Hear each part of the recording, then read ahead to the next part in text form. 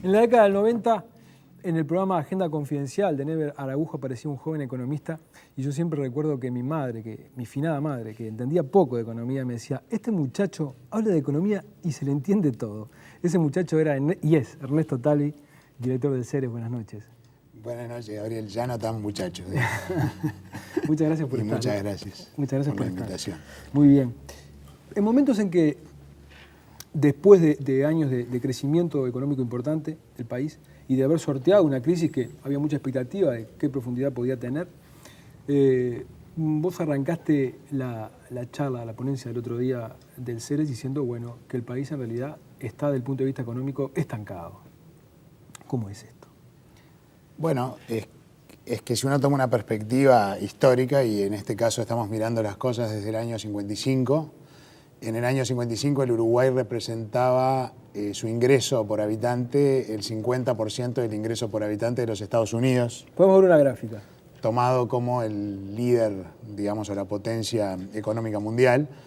Y hoy apenas sí representamos algo más que la cuarta parte, digamos, o sea, de ese ingreso. O sea que si bien el Uruguay ha crecido en los últimos 35 años, no lo ha hecho a un ritmo suficiente como para cerrar la brecha con los países más prósperos. Si tomamos esa referencia que es Chile, en la década del 50 arrancamos arriba en cuanto a ingreso per cápita.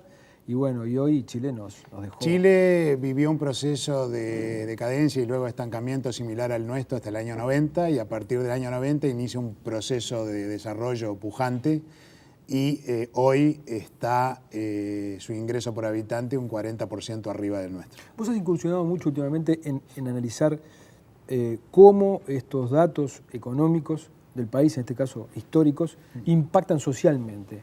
Y bueno, y vos hablabas estos días del efecto que tuvo sobre la clase media estos años de estancamiento. Esos años de estancamiento relativo al de los países más prósperos explican, en nuestra opinión, buena parte de la emigración de la clase media uruguaya, es decir, la gente joven, calificada, digamos, que se nos fue yendo, y por ahí fuimos teniendo una gran filtración. Y por otro lado, que el sistema educativo, en los contextos socioculturales más desfavorables, tiene una tasa de fracaso, de insuficiencia muy grande. Y esos dos factores conjugados lo que han hecho es aumentar la exclusión social. Vamos a ver otro gráfico. Sí, que aumentó del 16 al 32% en los últimos 25 años, y una contracción de la clase media que bajó, de acuerdo a nuestros cálculos, del 82 al 65%. ¿Qué estamos viendo ahí, Ernesto? Lo que estamos viendo ahí, Gabriel, es que este proceso de estancamiento o decadencia relativa al de los países más prósperos, junto con el fracaso del sistema educativo y el crecimiento de la exclusión social, produjo un crecimiento de la marginalidad. Digamos, pasamos de tener un 1% de las personas viviendo en asentamientos en Montevideo a un 11%, y se creó una suerte se crearon dos Montevideos, digamos, un Montevideo que llamamos próspero, que es el que allí aparece en color naranja, que está al sureste, digamos, y un Montevideo periférico, en donde se localizan el 96% de los asentamientos, digamos, que tiene un nivel de vida muy inferior al de el Montevideo próspero, digamos, en donde están el 80% de los profesionales, el 80% de las computadoras. Eso es lo que los sociólogos llaman y los economistas llamamos la fragmentación social. Un fenómeno muy triste para un país que solía ser un país de una gran cohesión, justamente porque tenía una clase media muy sólida y muy numerosa. Ernesto, vos hablabas en esta exposición sobre las barreras a la prosperidad que el país no ha podido superar y que son las que nos están llevando a este estancamiento y esta situación social. ¿Cuáles son esas barreras? Nosotros hicimos un estudio muy exhaustivo y en el que comparamos dónde se ubica Uruguay en un ranking hipotético de 100 países en base a fuentes confiables, y vemos que el Uruguay tiene barreras críticas a la prosperidad en lo que hace a su inserción internacional. Es un país muy cerrado. El peso del Estado sobre las actividades productivas y la contratación de mano de obra es muy oneroso. Los servicios públicos son caros. La calidad educativa hoy, lamentablemente, es deficiente, digamos, y es un país que tiene relaciones laborales muy conflictivas, de manera tal de que no hay allí, digamos, un espíritu de cooperación, sino más bien de confrontación que conspira, digamos, contra trabajadores y empresas por igual, y más adelante quizás hablemos de esto, digamos, y diría que esas son las principales barreras, no sé si mencioné, junto con la deficiente calidad del sistema educativo. Uh-huh. Ahora, Ernesto, estas barreras son barreras ideológicas, porque algunas que vos mencionás cuando hablás del tema laboral, ¿no? Uno podría pensar que ahí hay una cuestión ideológica, sobre todo en los últimos años. Yo te leía hoy en El País y podemos abundar luego sobre el tema de que, bueno, mientras se maneje todo en función de lucha de clases, no vamos a colaborar. Pero estos son males que el país trae del viejo régimen, digamos, de cuando gobernaron blancos y colorados. A ver, ¿no? Gabriel, estas barreras se empezaron a construir, en mi opinión, digamos, allí por los años 30, cuando el Uruguay abandona lo que a mí me gusta definir como el liberalismo progresista, digamos, y adhiere al estatismo corporativista y proteccionista.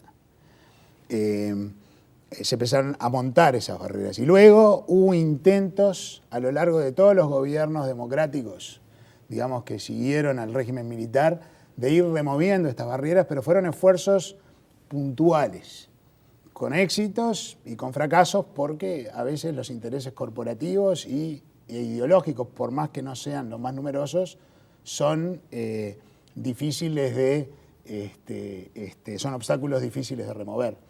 Pero con éxitos y fracasos se han ido intentando remover estas barreras, pero no a un ritmo suficiente como para ir cerrando la brecha, digamos, que nos separa de los países más prósperos, porque los demás también van haciendo su obra y removiendo sus barreras. Y acá de lo que se trata es de mejorar relativo al resto. ¿Vos dirías que son barreras más culturales que ideológicas, en algún sentido? ¿Están arraigadas en un sentido más...? Yo diría que hasta ahora esas barreras representaron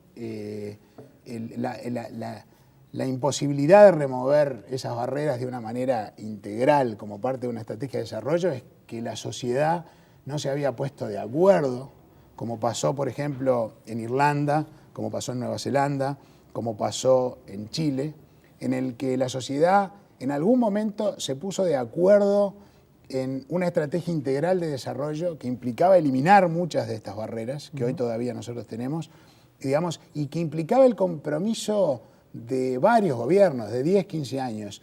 Entonces, muchas de estas iniciativas comenzaron, curiosamente, con gobiernos de centro-izquierda en todos estos países, pero se sabía que si venía el gobierno de centro-derecha, más o menos se iba a seguir con ese modelo. Yo creo que en el Uruguay no hemos logrado todavía hasta ahora ese consenso.